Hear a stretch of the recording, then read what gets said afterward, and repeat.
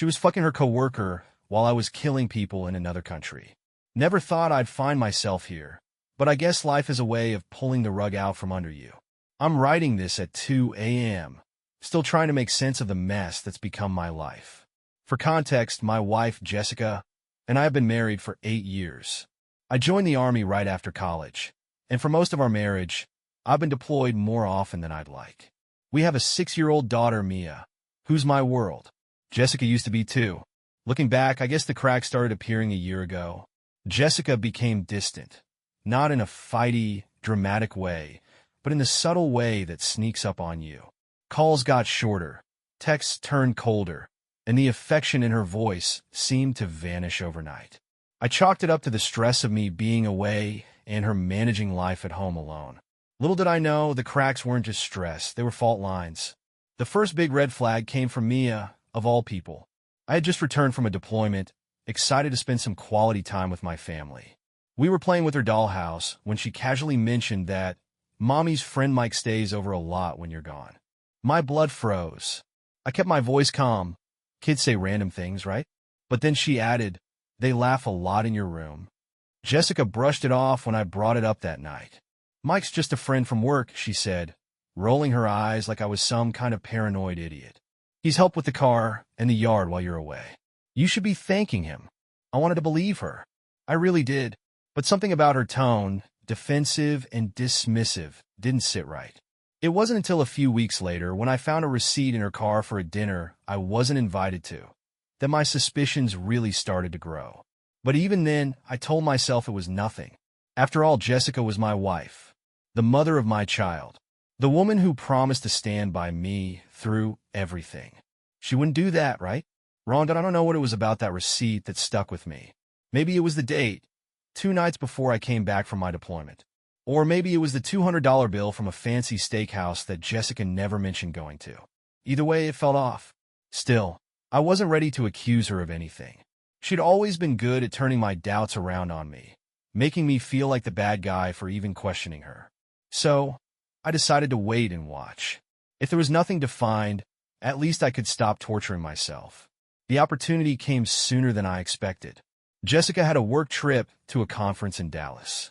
She was gone for 3 days, leaving Mia with her sister, which wasn't unusual. But what was unusual was her suitcase. She packed lingerie I hadn't seen her wear in years. I noticed it sticking out of the top of the bag as she was leaving and asked about it. She laughed and said, "It's just for me, to feel good about myself." Something in her smile made my stomach churn. The night she left, I found myself pacing the living room, replaying every strange thing that had happened over the past few months. Mia's comments, the weird receipt, her sudden obsession with her phone, which was now glued to her side 24/7. I hated how suspicious I'd become, but my gut told me there was more going on. I finally caved and called a buddy of mine, Ryan. He's the kind of guy you want in your corner, loyal, resourceful, and, most importantly, a tech wizard. I told him everything, and he didn't hesitate. "Let's find out what's really going on," he said. With Ryan's help, I installed a small tracker on Jessica's car before she left for her trip. I know it sounds extreme, but at this point I was desperate for clarity. I needed to know if I was crazy or if my worst fears were true. The tracker gave me my answer the next night. Instead of being in Dallas like she'd said, Jessica's car was parked outside a beachside resort 2 hours away. My hands shook as I stared at the screen, the little confirming that she'd lied. It wasn't just a gut feeling anymore. It was cold, hard evidence. I tried to convince myself there could still be an explanation. Maybe she changed her plans last minute, or maybe it was a misunderstanding. But that hope died when Ryan sent me the hotel's website. It was one of those romantic, couples-only places with private balconies and champagne packages. I barely slept that night. Every time I closed my eyes, I pictured her there with just a friend, Mike, laughing and clinking glasses while I stayed home with our daughter. My chest felt tight, like I was suffocating under the weight of betrayal. By morning, I had made up my mind. If Jessica wanted to play games, so could I. Let's just say, things were about to get very uncomfortable for her when she got home. Stay tuned, Reddit. This story is far from over. Jessica came home 2 days later, walking through the front door like everything was normal. She dropped her suitcase in the hall and kissed me on the cheek, her perfume wafting over me like a taunt. "The conference was great," she said casually, kicking off her heels. "I learned so much. How were things here?" I stared at her, trying to keep my expression neutral. My heart was pounding so hard I thought she might hear it. "Fine," I said, forcing a smile. "Mia's been asking about you nonstop, though. You should go say hi." Her face softened, and for a second, I saw the woman I married. She hugged Mia tightly, listening to her ramble about a school art project. It was almost enough to make me doubt myself again. Almost. Later that night, I watched her unpack while pretending to scroll through my phone. She pulled out a neatly folded blouse, a pair of heels, and finally, the lingerie. The sight of it made my stomach churn.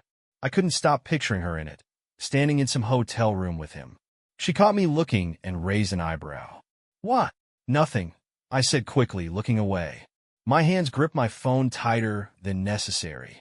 For the next few days, I played the role of the clueless husband.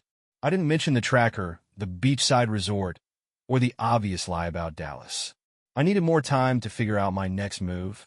But the more I acted like everything was normal, the more I noticed Jessica's behavior. She was too sweet, too attentive. It was like she was trying to overcompensate for something. Then came a phone call. I was in the garage fixing up Mia's old bike when my phone buzzed. It was Ryan. "You're not going to believe this," he said, his voice low and tense. "What is it?" I asked, stepping outside where Jessica couldn't overhear. "Mike." I dug into his social media like you asked. Guess who he was tagging in posts last week? My heart sank. "Don't say it." "Jessica." He posted a picture of her, man. It's blurry, but it's definitely her. They're at that resort. The caption says something like, "Best weekend ever with the most amazing person." I clenched my jaw so hard it hurt. "Send it to me." Within seconds, the photo popped up on my screen. There she was, sitting across from Mike at a candlelit table, wearing a dress I'd bought her for our anniversary. Her smile was radiant, happier than I'd seen her in months. My blood boiled. "Thanks, Ryan," I said, my voice tight. "I owe you." "You know I've got your back," he replied. "What's your plan?" "I'm not sure yet," I admitted, "but she's not getting away with this." I spent that night in our guest room, unable to bring myself to lie next to her. My mind raced with possibilities, each more dramatic than the last. Part of me wanted to confront her right then and there, to throw the evidence in her face and demand answers. But another part of me, maybe the smarter part, wanted to wait. If I handled this wrong, she'd twist it around like she always did. I needed a plan, and I needed it to hit her like a freight train. The next morning, Jessica made us pancakes, humming to herself like she didn't have a care in the world. I watched her, wondering how she could sit there, smiling and flipping chocolate chip pancakes, knowing what she'd done.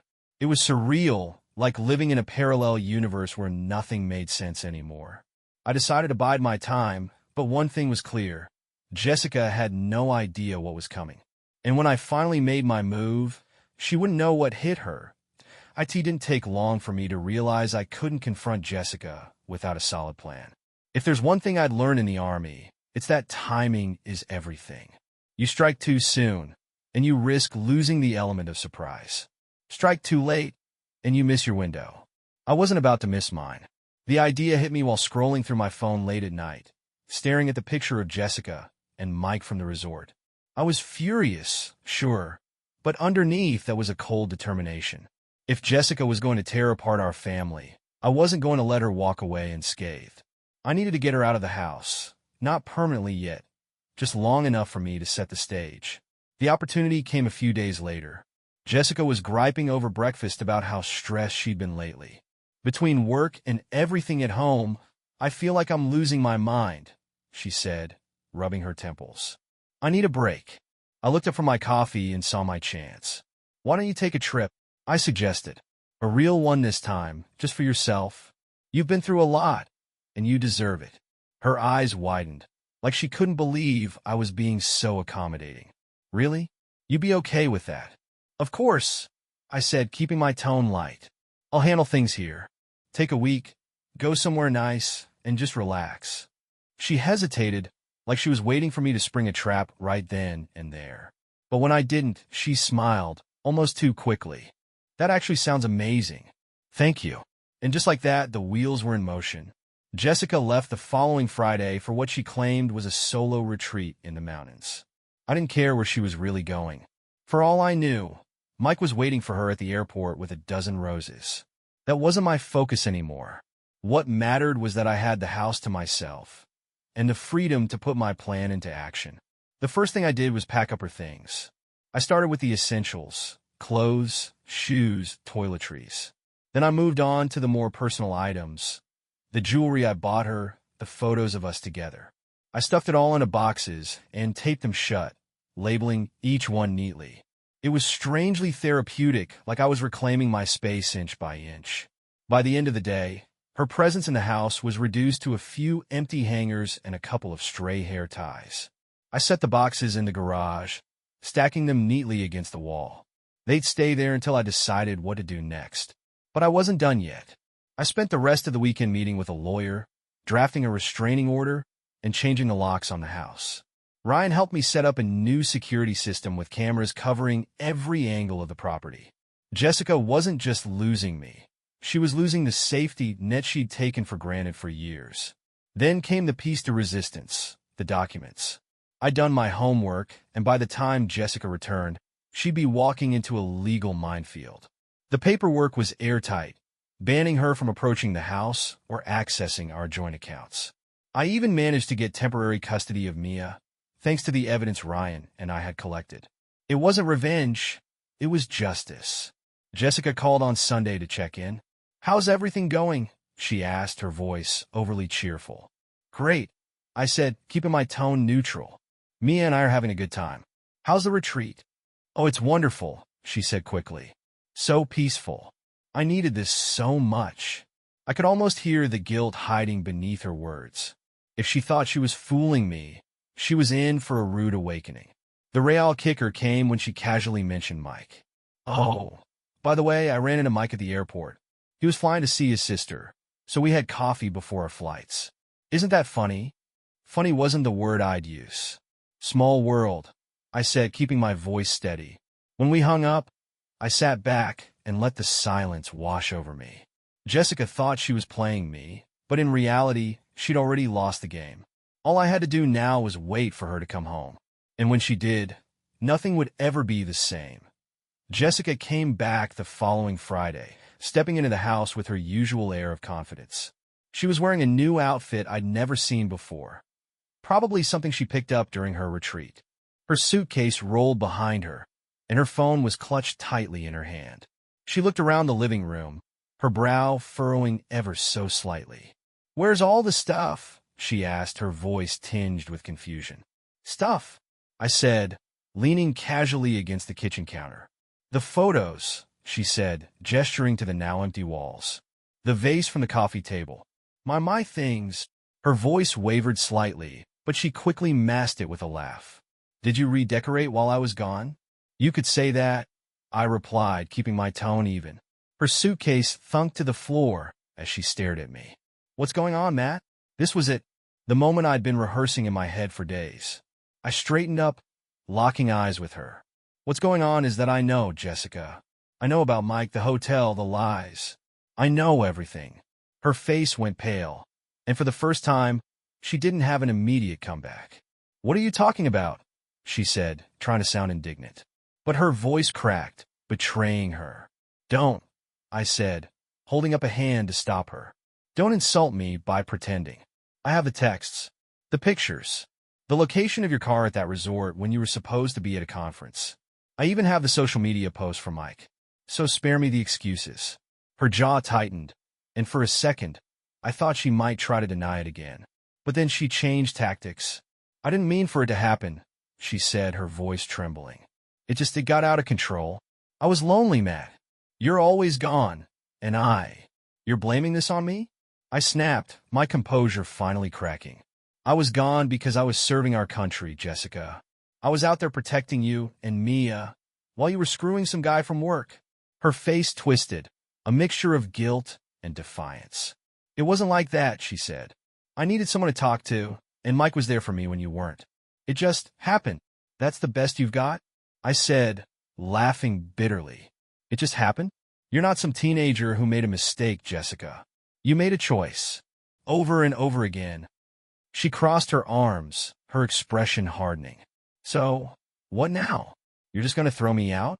Destroy everything we've built? No, Jessica, I said, my voice cold. You already destroyed it. I'm just cleaning up the rubble. I handed her the envelope with the legal documents. Her hands shook as she opened it, her eyes scanning the pages. What is this? She asked, her voice rising in panic. It's a restraining order, I said calmly. You can't come back here. You can't access our accounts. And I have temporary custody of Mia until the court decides otherwise. You can't do this, she shouted, her voice shrill. This is my house, too. Not anymore, I said. You can pick up your things from the garage and leave. I've already packed everything. If you don't, I'll have the sheriff escort you out. Her face crumpled, and for a moment, I thought she might collapse. But then her anger flared. You're such a hypocrite, Matt, she spat. You're not perfect. You think you're some kind of hero because you wear a uniform? You're just a controlling jerk who doesn't know how to love anyone. Her words stung, but I didn't let it show. Say whatever you want, I said quietly. It doesn't change what you did. Now, get out of my house. Jessica stormed to the garage, slamming the door behind her. I stayed in the kitchen, listening to the sound of boxes being shoved around and her muttered curses. 10 minutes later, she reappeared, dragging her suitcase and glaring at me. You'll regret this, she hissed. You think you're so smart, but you'll end up alone. Just wait. Goodbye, Jessica, I said, opening the door for her. She stomped out without another word, the sound of her car starting up echoing in the driveway. I watched her drive away, feeling a mix of relief and sadness. The woman I loved was gone. Maybe she had been for a long time. The house was quiet now, almost too quiet. But for the first time in months, I felt a glimmer of peace. The moment Jessica's car disappeared down the street, the silence in the house felt deafening. I stood there for a while, staring at the spot where she'd been, half expecting her to come back, to bang on the door and demand to be let in. But she didn't. It was over for now. Mia came into the room, rubbing her eyes, still groggy from her nap. Where's Mommy? She asked, her voice small. I knelt down to her level, forcing a smile. Mommy's staying somewhere else for a little while, I said gently. But you and I are going to have so much fun together. Just the two of us. She studied me for a moment, her 6-year-old brain working overtime to process what I'd said. Finally, she nodded and threw her arms around my neck. Okay, Daddy. Her trust broke something in me. I held her tightly, blinking back tears, and made a silent promise. No matter what happened, I'd protect her from the chaos Jessica had brought into our lives. The next few days were a whirlwind of phone calls and meetings with my lawyer. Ryan checked in constantly, making sure I was holding up and keeping me updated on any new developments. I learned that Jessica had already contacted her own lawyer, a guy I'd never heard of before. She was gearing up for a fight, which didn't surprise me. Jessica never liked losing. But I wasn't afraid. Not anymore. I had the upper hand, and I wasn't going to let her manipulate me or the system. Every time I started to doubt myself, I looked at Mia and reminded myself why I was doing this. She deserved better than a home filled with lies and betrayal.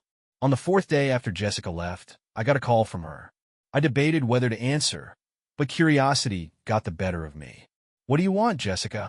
I asked, skipping the pleasantries. She sighed heavily. We need to talk, Matt. This whole thing is ridiculous. You're blowing it way out of proportion.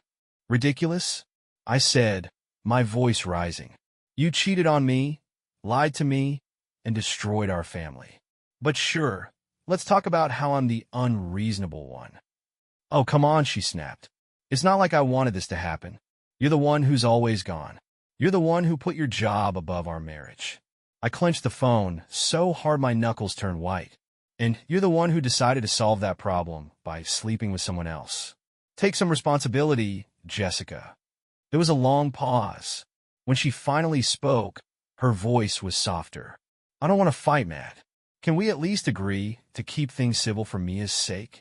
That's the only thing we agree on, I said coldly. But civility doesn't mean forgiveness. You made your choices, and now you have to live with the consequences.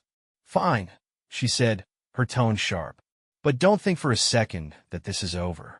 You don't get to play the victim while acting like a saint. She hung up before I could respond. I stared at the phone, my anger simmering. Jessica was grasping at straws, trying to find a way to twist this in her favor. But her words didn't faze me anymore. I'd already made up my mind. I wasn't going to let her drag me back into her web of manipulation. That night, I tucked me into bed and sat on the couch, staring at the blank TV screen. The house felt different now. Emptier, quieter, but also lighter. For the first time in months, I didn't feel like I was walking on eggshells. I thought about the years I'd spent with Jessica, the memories we'd made, and the person she used to be. There was a time when she was my best friend, the woman I couldn't imagine living without. But somewhere along the way, that person had disappeared, replaced by someone I didn't recognize. And as much as it hurt, I knew I couldn't keep clinging to the past. The road ahead wasn't going to be easy. There were custody battles to fight, legal paperwork to navigate, and emotional scars to heal. But for the first time in a long time, I felt ready to face it all. Because now, I knew who I was fighting for. It wasn't about revenge anymore. It was about Mia. About building a life for her that was stable, loving, and honest. And as I sat there in the quiet, a strange sense of peace settled over me. I didn't know what the future held, but I knew one thing for sure. I wasn't alone in this. I had Mia, my friends, and my own strength. And that was enough. The first shot in Jessica's counterattack came 2 days later. I got an email from her lawyer, an overly polished guy named Alan something or other, with a reputation for playing dirty. The email was dripping with legal jargon, but the gist was clear. Jessica was filing a motion to overturn the custody agreement, claiming I was unfit to be the primary parent. Unfit. That word hit me like a punch to the gut. I was a decorated soldier, a loving father who had spent every moment since this mess started putting Mia first. Meanwhile, Jessica had been sneaking around with some guy from work, lying to my face, and jeopardizing everything we'd built. And I was the unfit one? Yeah, right. I called my lawyer, Karen, immediately. She'd been handling my case like a pro, and I trusted her implicitly. Do I need to worry about this? I asked, my voice tense. Karen sighed. Not really, she said. These kinds of motions are standard in contentious custody cases. She's trying to rattle you, Matt. Don't let her. What's her argument? I asked, pacing the living room. She doesn't have a leg to stand on. She's claiming your deployments make you an absentee parent, Karen said. She's also alleging that your time in the military has caused you emotional instability. I stopped pacing, gripping the phone tightly. That's absolute garbage. I've never missed a single event in Mia's life when I was home. And emotional instability? Based on what? Karen's tone was calm, but firm. Relax, Matt. She doesn't have evidence to back these claims, and I'll make sure the court sees that. We'll fight this, and we'll win. Her confidence was reassuring, but I couldn't help feeling like I was stepping into a minefield. Jessica was pulling out all the stops, and I had no doubt she'd keep pushing until something gave. But I wasn't going to break. Not for her, not for anyone. The next blow came later that evening. Jessica showed up at the house. It was about 7 p.m. I just finished helping Mia with her homework when I heard a knock at the door. I opened it to find Jessica standing on the porch, looking more composed than she had any right to be. She had that familiar, calculated expression on her face, the one she used when she wanted something. What are you doing here? I asked, keeping my tone neutral. I'm here to see Mia, she said, crossing her arms. I'm her mother, Matt. You can't just keep her from me. I stepped outside, closing the door behind me so Mia wouldn't hear. I'm not keeping her from you, I said. You can see her during your scheduled visitation, like the court ordered. Jessica's eyes narrowed. This is my house, too. I have every right to be here. Not anymore, I said, my voice steady. You lost that right when you decided to cheat and lie. Now, if you don't leave, I'll have no choice but to call the cops. For a moment, I thought she might actually push past me, but then she stepped back, her expression twisting into something cold and bitter. You're making a big mistake, Matt, she said. You think you're winning, but you're not. I'll get Mia back, and when I do, you'll regret this. I didn't say anything. I just stood there, watching as she stormed off to her car. The sight of her taillights disappearing down the street filled me with equal parts relief and anger. That night, I stayed up late, going through every piece of evidence Karen and I had collected. The texts, the photos, the tracker logs, they were all airtight. But Jessica's visit had shaken me more than I wanted to admit. If she was willing to show up unannounced, who knew what else she was capable of? I decided to take extra precautions. Ryan helped me install more cameras around the house, and I kept a log of every interaction with Jessica or her lawyer. I wasn't just fighting for custody. I was fighting to protect Mia from the chaos Jessica seemed determined to create. As I sat at the kitchen table, staring at a photo of Mia laughing on the swing set, one thought kept running through my mind. This wasn't over. Not by a long shot that Jessica's lawyer wasn't bluffing. A week after her surprise visit, I was served with a court summons. She was officially contesting the custody arrangement, and her motion included a laundry list of accusations that read like something out of a bad soap opera. According to Jessica, I was emotionally unstable, prone to aggression, and unable to provide a safe environment for Mia. She even threw in some wild claims about my military service, suggesting that my time overseas had left me damaged and unfit to parent. It was the kind of smear campaign designed to make a saint look like a monster. I was furious, but Karen kept me grounded. "They're grasping at straws," she said during a late-night call. "Their entire argument hinges on speculation. We have evidence. Just stay focused." Easier said than done. Every time I read her claims, I felt a fresh wave of anger. Jessica knew better. She knew I was a good father. But that didn't matter to her anymore. Winning was all that mattered now, even if it meant dragging my name through the mud. Things took an even darker turn a few days later. I was picking up Mia from school when one of the teachers, Mrs. Holloway, pulled me aside. She had a strange look on her face, like she didn't know how to tell me whatever was on her mind. "Mr. Carter, can I have a word?" she asked, glancing at Mia, who was busy tying her shoelaces. "Of course," I said, my stomach tightening. "Is something wrong?" She hesitated before leaning in slightly, her voice dropping to a whisper. "Mia mentioned something during story time today. She said her mommy told her that you might not be around much longer." The words hit me like a punch to the gut. "What?" I said, struggling to keep my voice calm. "What exactly did she say?" "She said her mommy told her that Daddy might have to go away, but that it would be okay because Mommy would take care of everything." Mrs. Holloway's expression softened. I didn't want to jump to conclusions, but it sounded concerning. Concerning? That didn't even begin to cover it. Jessica was planting ideas in Mia's head, trying to manipulate her against me. It wasn't just cruel, it was calculated. I thanked Mrs. Holloway for letting me know, then drove home in a daze, Mia chattering happily in the back seat while my mind raced. That night, I called Karen again. "Jessica's trying to poison Mia against me," I said, pacing the kitchen. "She told her I might not be around. She's turning this into a psychological game." Karen sighed. "Unfortunately, this is a common tactic in high-conflict custody battles. It's called parental alienation.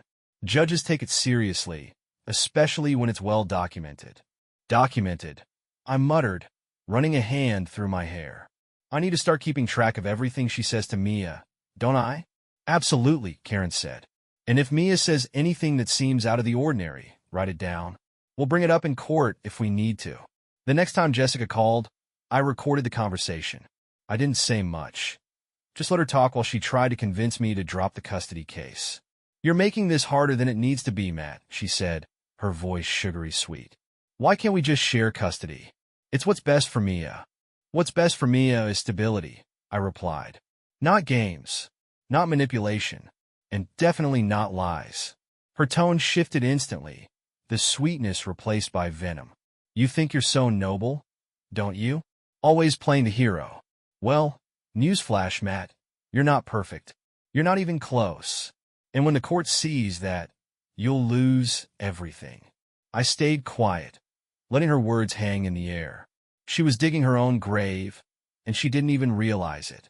After the call, I replayed the recording, focusing on the parts where Jessica's true colors came through. Karen was right. Judges took parental alienation seriously, and I was building a case she wouldn't be able to wiggle out of. But even as I worked to protect Mia, I couldn't shake the feeling that Jessica wasn't done. She was desperate, and desperate people do desperate things. The days leading up to the court hearing were some of the longest of my life. I spent every spare moment reviewing the evidence with Karen and making sure everything was airtight. Meanwhile, Jessica was ramping up her attacks. Every interaction with her felt like a calculated move, a way to undermine me or provoke a reaction she could use against me later. The real kicker came 3 days before the hearing.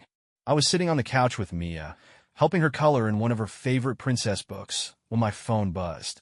It was a text from an unknown number, but the content was unmistakable. "You're not fit to be a father. Just give her to Jessica and save everyone the trouble." My stomach dropped. The number was unfamiliar, but the timing and tone made it obvious. It was Mike. He decided to get involved, and clearly, Jessica had been feeding him her version of events. I showed the message to Ryan, who immediately went into detective mode. Within hours, he'd traced the number back to Mike's work phone. "Got him," Ryan said triumphantly. "This guy's even dumber than I thought." Karen added the text to the growing file of evidence. "This is harassment," she said. "The court will take it seriously. It just makes your case stronger." Still, the text rattled me. It wasn't just about me anymore. Jessica and Mike were ganging up, and while I had no intention of backing down, it was hard not to feel the weight of it all. The night before the hearing, Jessica called. At first, I wasn't going to answer, but something told me to pick up. "What do you want, Jessica?" I asked, keeping my tone neutral. She didn't bother with pleasantries. "This is your last chance, Matt," she said. "We don't have to drag this into court. Just agree to shared custody, and we can move on." I almost laughed. "You've been lying to me, cheating on me, and trying to manipulate our daughter. Why would I trust you to keep anything fair?" Her voice sharpened. "You're making a mistake. You think you're so righteous, but the judge will see through you. They'll see what a controlling, unstable man you really are." "Good luck proving that," I said. "I have evidence, Jessica. You have nothing but lies." She was silent for a moment, and when she spoke again, her voice was colder than I'd ever heard it. "You think you've won, Matt, but you haven't. You'll see." I hung up, feeling a mix of anger and determination. Jessica wasn't just fighting for custody. She was fighting to tear me down. But no matter how dirty she played, I wasn't going to let her win. The morning of the hearing, I woke up early and got Mia ready for school. As I walked her to the car, she looked up at me with her big, trusting eyes and said, "Daddy, you're not going to leave, right?" The question hit me like a freight train. "Of course not, sweetie," I said, kneeling down to hug her. "I'm always going to be here for you." As I drove her to school, I replayed her words in my head. Jessica's attempts to turn Mia against me were working, at least a little. But that only strengthened my resolve. This wasn't just about winning a custody battle. It was about protecting Mia from a toxic environment. The courtroom was smaller than I expected, almost intimate. Jessica sat across from me, her lawyer whispering in her ear while she threw me occasional smirks. Mike wasn't there, but his presence loomed over everything, a shadow in the back of my mind. Karen was calm and collected, laying out our evidence piece by piece. The text, the photos, the tracker logs, and even the recording of Jessica trying to manipulate me over the phone. When she played the clip of Jessica saying, "You think you're so noble, but you'll lose everything," I saw Jessica's confidence falter for the first time. She shifted uncomfortably in her seat, avoiding the judge's gaze. Jessica's lawyer tried to counter by painting me as an absentee parent, using my deployments as a weapon against me. But Karen was ready. She presented letters from my commanding officer and several colleagues, attesting to my character and my dedication to Mia. She even brought in Mrs. Holloway, Mia's teacher, who testified about Jessica's attempts to manipulate Mia's perception of me. By the time Karen was done, it was clear who was telling the truth and who wasn't. When the judge finally spoke, my heart felt like it was about to burst out of my chest. "This court finds the claims against Mr. Carter unsubstantiated," the judge said, glancing at Jessica with a stern expression. "Furthermore, the evidence suggests a pattern of parental alienation on the part of Ms. Carter. Temporary custody will remain with Mr. Carter, pending further evaluation." I barely heard the rest. All I could think about was Mia and the fact that she was safe. Jessica's face was a mix of shock and fury, her carefully constructed facade crumbling in real time. As we left the courtroom, Karen turned to me with a small smile. "You did it, Matt. You protected your daughter." I nodded, feeling a wave of relief wash over me. But deep down, I knew this wasn't the end. Jessica wasn't the type to go quietly. The gloves were off, and she'd only fight harder from here. The days after the court hearing were strangely quiet. Jessica didn't call, didn't text, and didn't show up at the house. For a brief moment, I let myself believe that maybe she'd finally given up, that she'd accepted the judge's decision and decided to back off. But deep down, I knew better. Jessica wasn't the type to retreat. She was regrouping. I was proven right a week later when Karen called me. "Matt, you're going to want to sit down for this," she said, her voice unusually grim. "What is it?" I asked, already bracing for the worst. "She's filed a new motion," Karen said.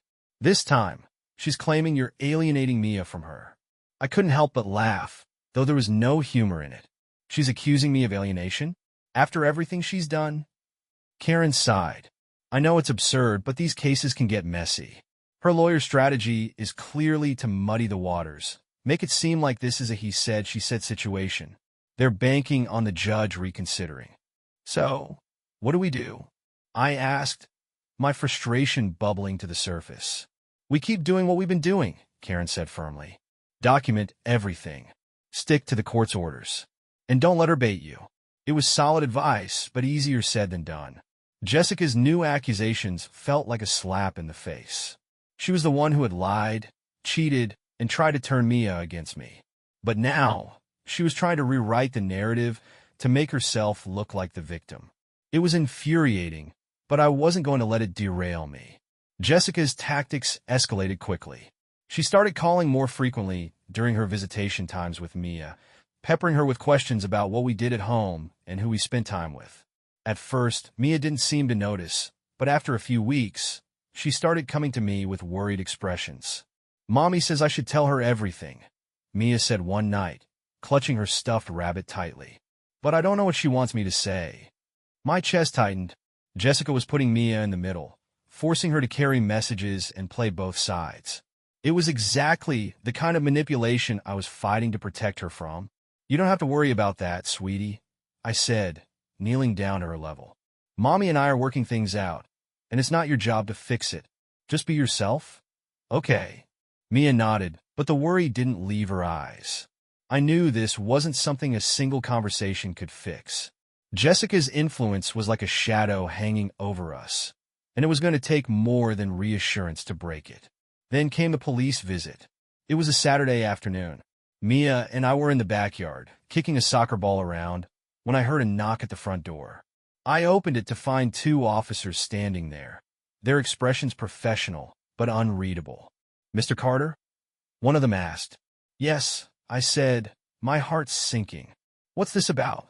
"We've received a report alleging unsafe conditions for your daughter," the officer said. "We're required to do a welfare check." I stared at them, stunned. "Unsafe conditions? That's ridiculous. Who made the report?" The officer hesitated, but I could see it in his eyes. He knew exactly who had made the call. "I'm not at liberty to say," he said, "but we do need to take a look around." I stepped aside, my hands trembling with anger as the officers entered. They walked through the house, checking each room and asking basic questions about Mia's care. It was humiliating knowing they were here because Jessica was trying to weaponize the system against me. Mia came inside halfway through the visit, her eyes wide with confusion. "Daddy, who are they?" she asked. "They're just here to make sure everything's okay," I said, forcing a smile. "Don't worry, sweetie. Everything's fine." The officers left after about 20 minutes, apologizing for the inconvenience. "Everything seems to be in order," one of them said. "We'll file the report as unfounded." "Thanks," I said, though my voice was tight. As soon as they were gone, I called Karen. "She sent the cops to my house," I said, pacing the kitchen. "She's trying to make me look like an unfit parent." Karen's voice was calm, but firm. "We'll add this to the file," she said. "It's a pattern, Matt. The court will see that she's abusing the system." That night, as I tucked Mia in a bed, I felt a new wave of determination. Jessica could pull every dirty trick in the book, but I wasn't going to let her win. This wasn't just a custody battle. It was a fight for Mia's future. And no matter how long it took, I was ready to see it through. The welfare check was bad enough, but Jessica wasn't done. Less than a week later, I got another call from Karen. She didn't waste time with pleasantries. "She's filed another report," Karen said, her voice tight. "This time, she's alleging verbal and emotional abuse." I sat down heavily on the couch, my head spinning. Emotional abuse? Based on what? "She claims Mia told her you've been yelling at her, calling her names, and creating a hostile environment," Karen said. "It's completely unsubstantiated, but the fact that she's doubling down tells me she's getting desperate." Desperate was an understatement. Jessica wasn't just attacking me. She was trying to weaponize Mia, using her as a pawn to build a case out of thin air. It was disgusting, and it was dangerous. "What do we do?" I asked, my voice trembling with anger. "We keep documenting," Karen said. "We've already proven she's engaged in parental alienation. The more she pushes these false claims, the worse she looks to the court. Just stay calm and keep following the orders."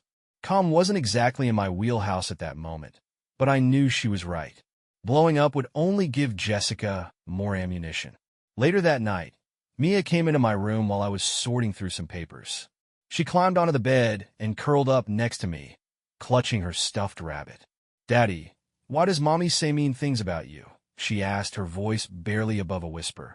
I froze, my heart breaking at the sadness in her voice. "What do you mean, sweetie?" "She says you don't love her anymore, and that you don't love me as much as she does."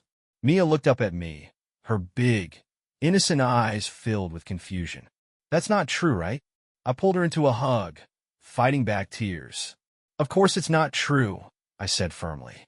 "I love you more than anything in the world, and no matter what anyone says, that will never change."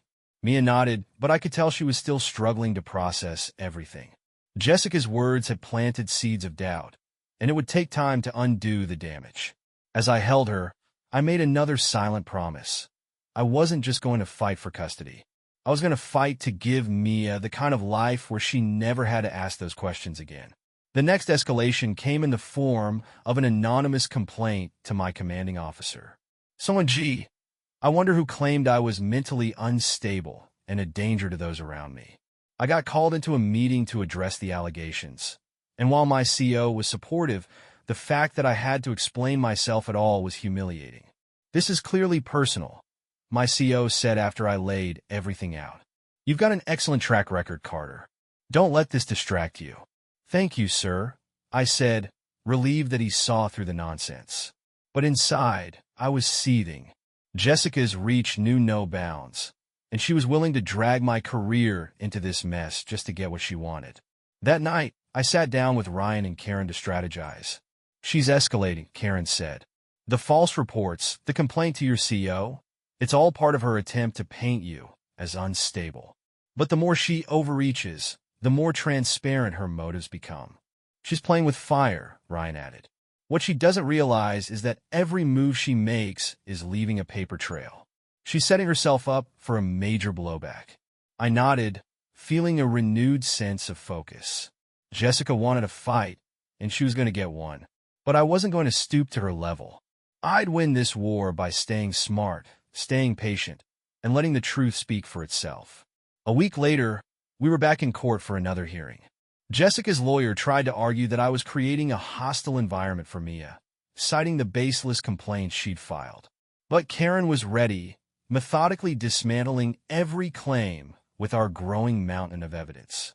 The judge wasn't impressed with Jessica's antics.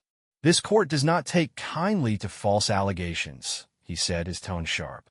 "The pattern of behavior demonstrated by Ms. Carter raises serious concerns about her fitness as a parent."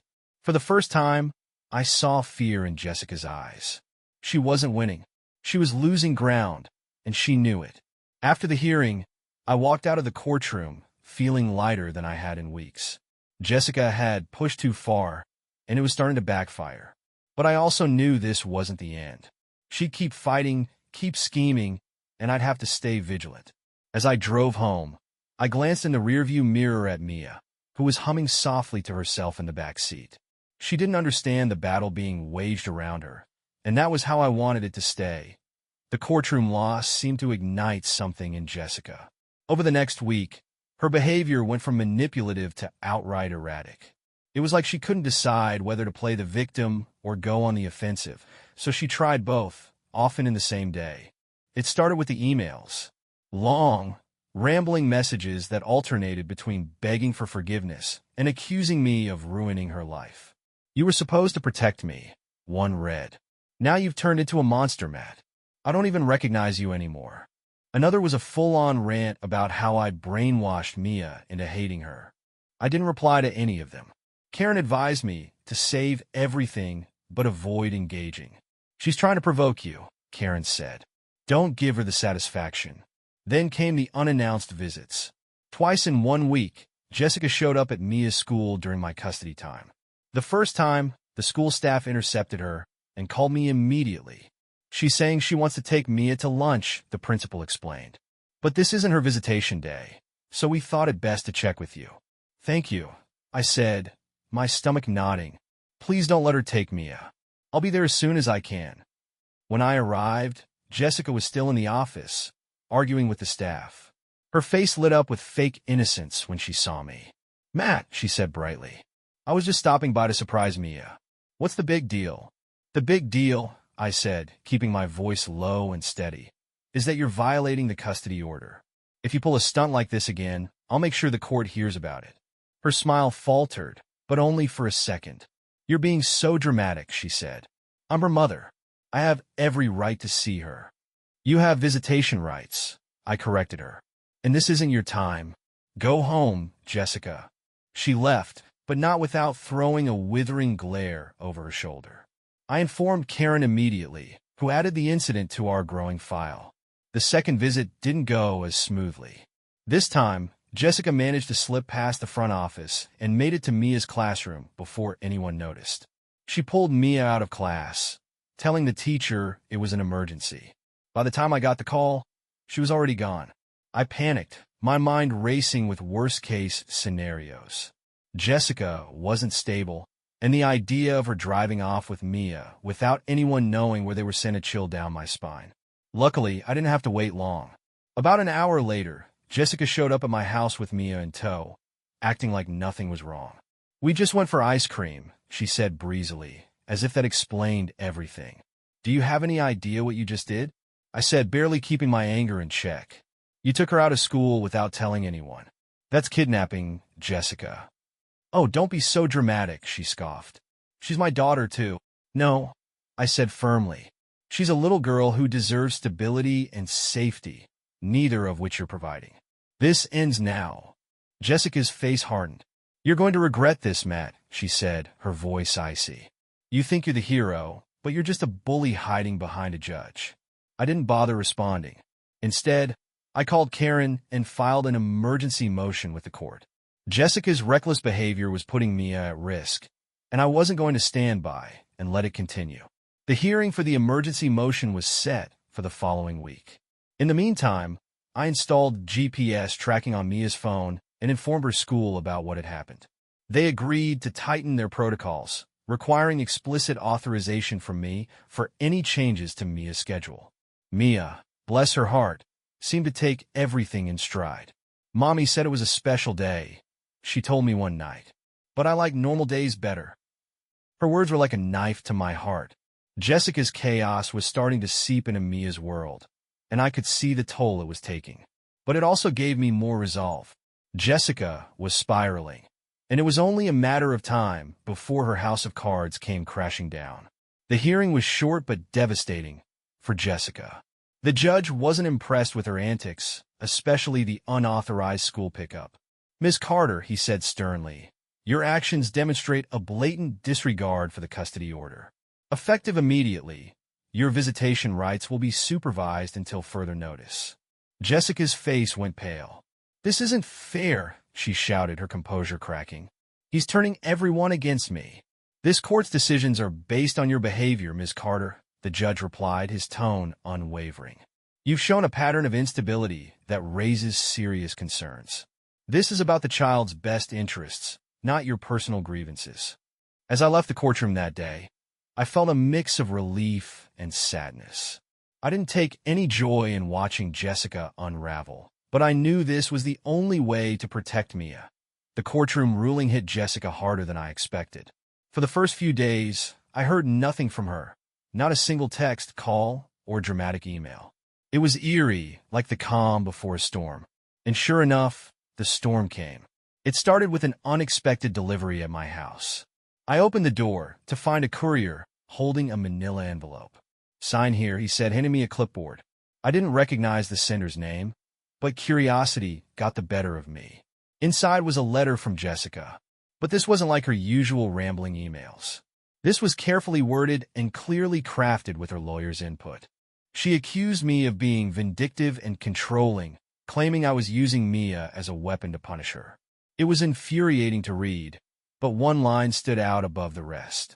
"If you continue down this path, I will have no choice but to reveal things about you that you don't want the court to know." It was a veiled threat, plain and simple. The problem was there was nothing for her to reveal.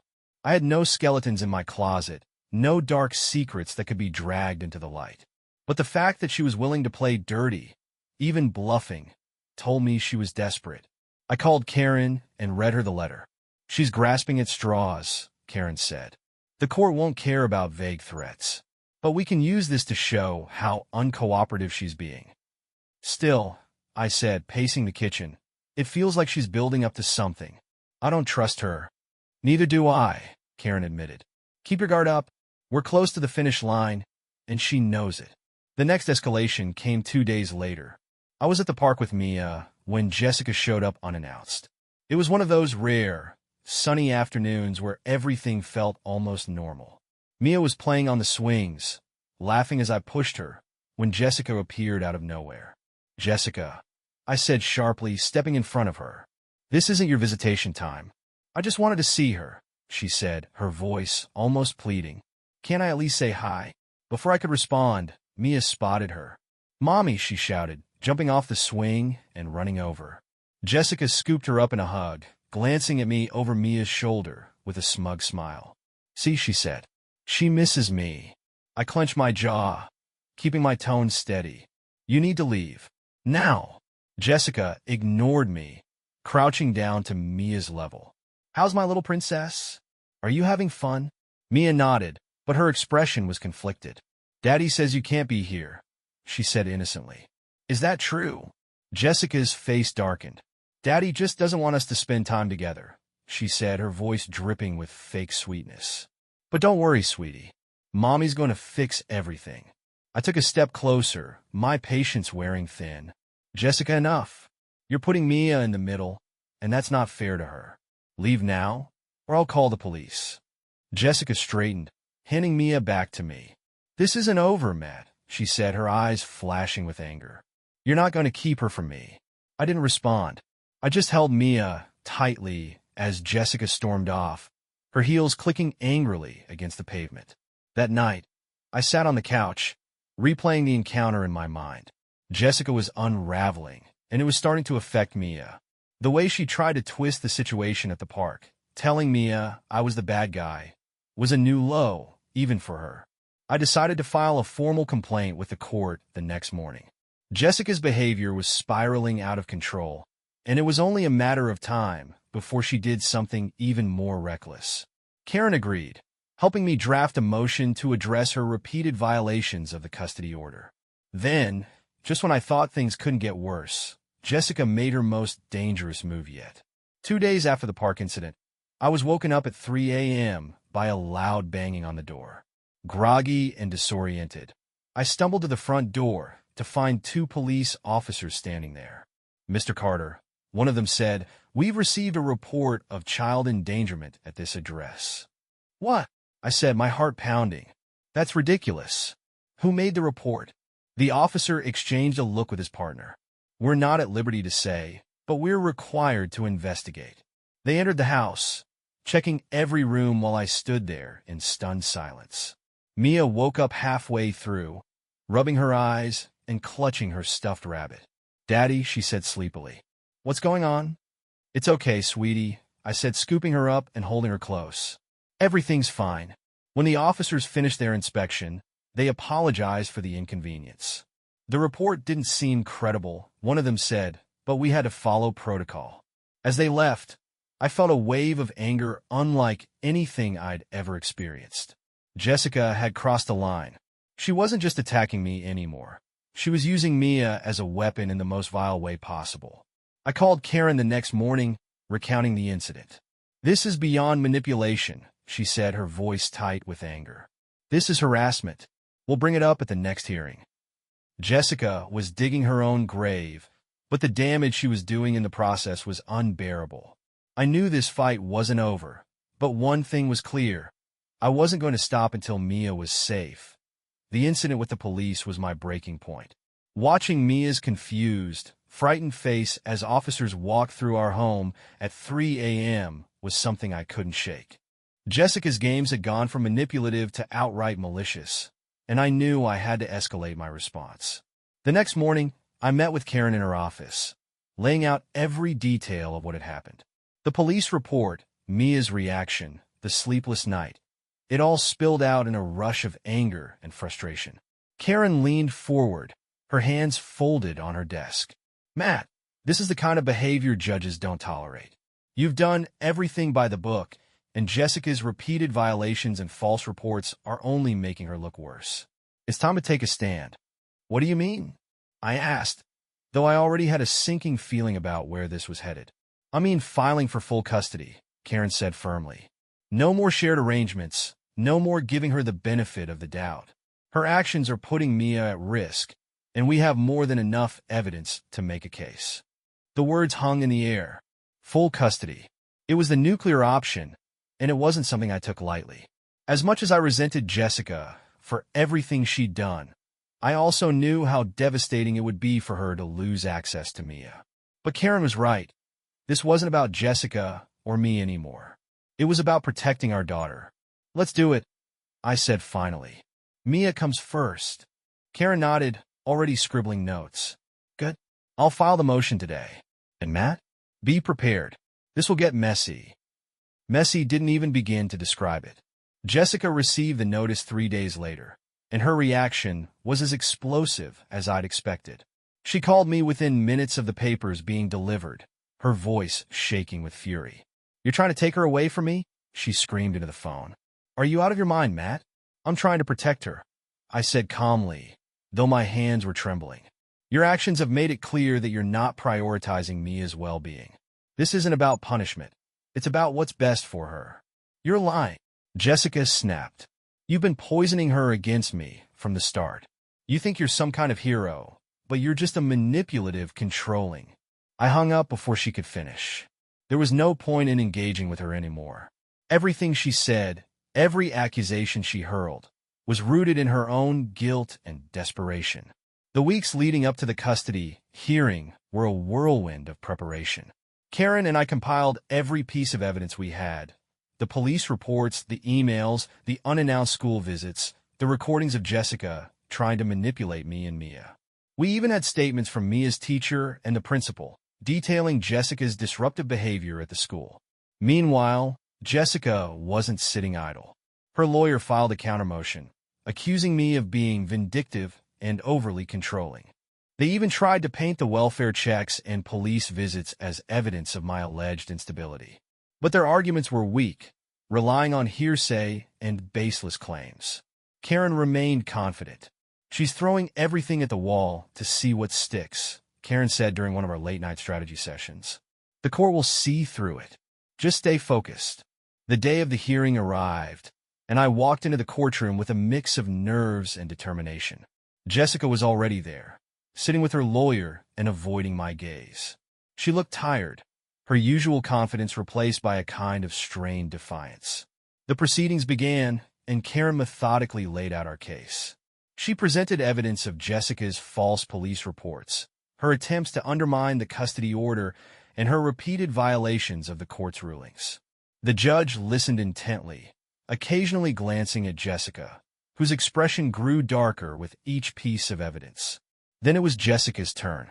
Her lawyer tried to argue that I was using the legal system to alienate Mia from her mother, but their claims lacked substance. When they brought up the welfare checks, Karen countered by pointing out that every investigation had been closed as unfounded. Finally, Jessica took the stand. She tried to play the victim, painting herself as a loving mother who was being unfairly targeted. But when Karen cross-examined her, the cracks in her story quickly became apparent. "Miss Carter," Karen said, her tone measured but firm, "is it true that you showed up at your daughter's school during Mr. Carter's custody time without permission?" Jessica hesitated. "I just wanted to see her," she said weakly. "And is it also true that you removed your daughter from class without informing anyone, in direct violation of the custody order?" Jessica stammered, her confidence unraveling. I didn't think it was a big deal." Karen didn't press further. She didn't need to. Jessica's own words had done the damage. When the judge finally gave his ruling, my heart felt like it was going to burst out of my chest. "This court finds that Ms. Carter's actions have demonstrated a pattern of instability and disregard for the child's best interests," he said. "As such, primary custody will be awarded to Mr. Carter, with supervised visitation granted to Ms. Carter." Jessica let out an audible gasp, her face crumpling as the words sank in. I glanced over at her, feeling a pang of something, maybe pity, maybe sadness. But it was quickly overshadowed by relief. Mia was safe, and that was all that mattered. That night, as I tucked Mia into bed, she looked up at me with a sleepy smile. "Daddy," she said, "are things going to be normal now?" I kissed her forehead, my heart swelling with both pride and determination. "Yes, sweetie," I said. "Things are going to be just fine." Life after the ruling wasn't perfect, but it was ours. For the first time in months, the cloud of Jessica's chaos started to lift, and Mia and I began settling into a routine that felt, dare I say it, normal. Mia's laughter returned, brighter and more frequent than it had been in a long time. She thrived in the stability of our new life, her confidence blossoming as the tension between her parents receded. I made sure to be present for every school event, every bedtime story, every spontaneous dance party in the living room. If this whole ordeal had taught me anything, it was that those little moments mattered more than anything else. Jessica, on the other hand, was struggling. Her supervised visitation sessions were infrequent at first, and when they did happen, they were strained. Mia was hesitant around her, the trust between them fractured by months of turmoil.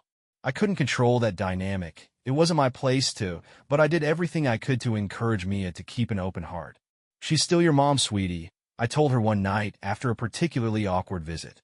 "She loves you in her own way, even if things are complicated right now." Mia nodded thoughtfully, her small fingers fidgeting with her stuffed rabbit. "I know," she said softly, "but I like being with you more. It feels safer." Her words hit me like a punch and a hug all at once. I hugged her tightly, silently vowing to never let her feel unsafe again. Jessica's desperation didn't vanish after the ruling, but it took on a different tone. Gone were the police visits and surprise school pickups. Instead, she bombarded me with emails and letters, sometimes apologetic, sometimes furious, often somewhere in between. She begged for another chance, accused me of turning Mia against her, and even tried to convince me that we should reconcile for Mia's sake. But the damage was done. I couldn't forget the lies, the manipulation, and the reckless disregard for Mia's well-being. No matter how many tears Jessica shed or how many promises she made, I knew better than to fall back into her web. I forwarded every message to Karen, who assured me that we were well within our rights to maintain the court's decision. "Don't let her pull you back into the drama," Karen said. "Focus on Mia. That's all that matters now." As the weeks turned into months, the chaos slowly faded into the background. I started to rebuild my life, piece by piece. I reconnected with old friends, picked up hobbies I hadn't touched in years, and even began considering the possibility of dating again, though that still felt a long way off. But the biggest change was in Mia. She seemed lighter, freer, like a weight had been lifted off her tiny shoulders. Her smile became a constant fixture, her laughter filling the house like music. Watching her thrive reminded me why I'd fought so hard in the first place. One evening, as we sat on the porch watching the sunset, Mia turned to me with a curious expression. "Daddy, are we happy now?" I smiled, ruffling her hair. "Yes, sweetheart," I said. "We're happy." She nodded, as if sealing the answer in her mind, and leaned her head against my shoulder. In that moment, I felt a peace I hadn't known in years. The battles, the heartbreak, the sleepless nights, it had all led to this. And for the first time in a long time, I knew we were going to be okay. As for Jessica, she began to fade from our lives. Her supervised visits grew less frequent, and eventually she stopped showing up altogether. I heard through mutual acquaintances that she'd moved out of state, chasing some new opportunity, or maybe just running from the wreckage she'd left behind. I didn't dwell on it. I had Mia, my sanity, and a future that finally felt like it was mine to shape. To anyone reading this, wondering if they'll survive the storm of betrayal and chaos, you will. It won't be easy, and it won't be quick, but there's life on the other side. You'll find strength you didn't know you had, and when the dust settles, you'll see what really matters. For me, it's this, a little girl with a stuffed rabbit, laughing under a sunset sky. That's my happy ending.